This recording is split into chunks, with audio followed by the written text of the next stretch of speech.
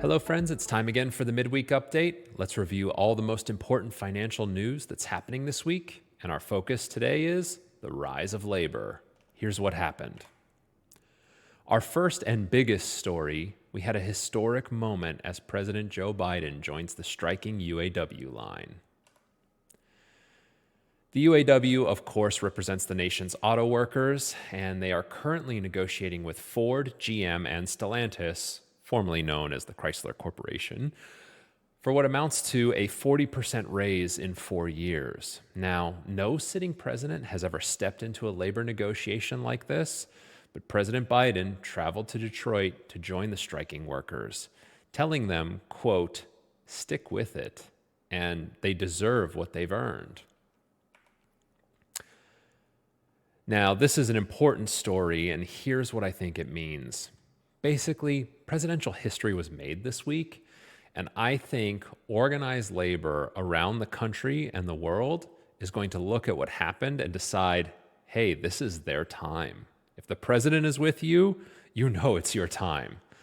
So I would expect further labor dislocations, and these come at an important time for the economy.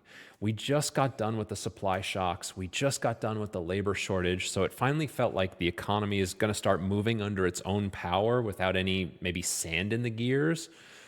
And so I think the prospect of organized labor striking en masse because of what happened, I just think it's something to keep an eye on. So tremendous implications from this story.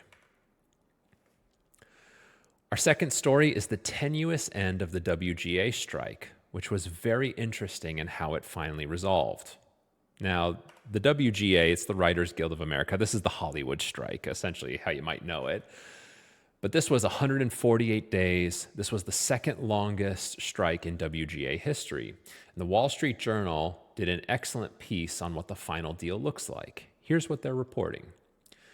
The new 3-year deal includes several hard-fought victories for the writers, including increased royalties. Now, that's not surprising to me. If you're going on strike, you want more money. I'm not surprised they got more money. It's these next two aspects that I think are most surprising to me.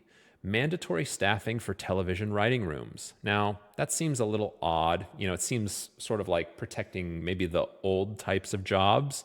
There's definitely protectionary sort of feeling to that, and protections regarding the use of artificial intelligence. Now, this is the important part. Very clearly, we can see not only are our existing jobs threatened, but we're nervous about future technology. And so this is what they fought for, and this is what they got. Implications of this story and the ending of the writer's strike.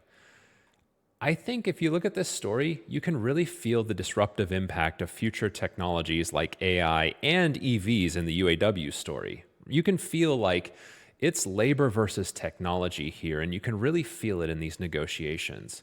For the UAW side, they're really grappling with the fact that they know something like 60% of them in the future are probably not going to have a job.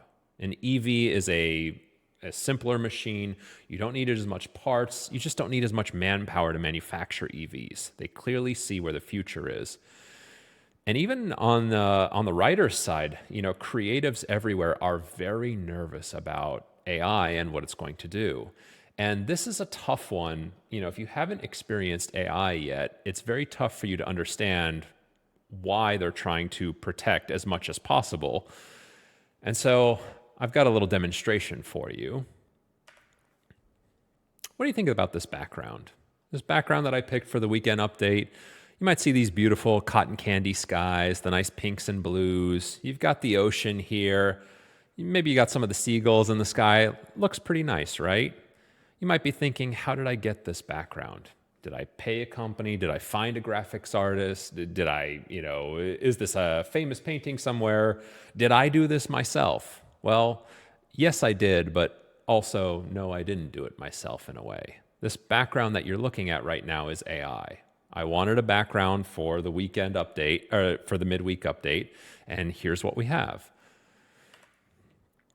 If you look at how I produced this, I basically said, give me cotton candy pink skies, include the seagulls, calm oceans, reflections, all that sort of stuff. And I programmed it all into my NVIDIA's graphics card, and then boom, this spit out. I have over 150 different cotton candy skies that I could pick for my background. This is what's coming for creatives. This is a fundamental change in many aspects of our economy. I no longer need to find a creative, hire an artist, Google search for a business, sign up, have the meetings, talk about what I want. I can just turn my thoughts into reality for next to nothing. My graphics card spit these pictures out one a second. I've got so many cotton candy skies, you can't believe it. So clearly the writers see what's going on with AI, and this is why it was such a big piece of their negotiation. Our final story, this is in the healthcare space. We're on watch for the Kaiser strike, almost the beautiful sister story to what's happening with the UAW. The nation's largest non-for-profit healthcare system, Kaiser, mainly based out of California. Around 75,000 of their workers plan to strike next month. And given Biden showing up on the UAW line, I'm quite certain that they're going to walk off the job. If you take all three of these stories together, what does it mean? Well, I think we're seeing the rise of labor, and this may be a trend. We have the pendulum swinging from capital and land, and it's really swinging in labor's favor right now. And this is tremendous complications for the Fed. One of the things that the Fed most fears is a wage price spiral. And up until this point, we haven't seen that. But if labor starts to get organized and starts demanding more of the pie, I think the Fed is going to have to take a stronger stance to prevent this spiral from getting out of control. So, a lot happened. It was a historic week. Those are the stories. I appreciate you watching. Every Wednesday, we're going to do a midweek news review. And then every Friday, I'm going to have a weekend markets review where I start looking at markets, stocks, seeing how things are trading. We'll do more technical stuff on Fridays. Wednesdays, just the most important stories and what I think they mean in the grand scheme of things. So I hope you found this informative, and I hope you'll join me Friday for our weekend markets review. Appreciate you tuning in. Thanks as always.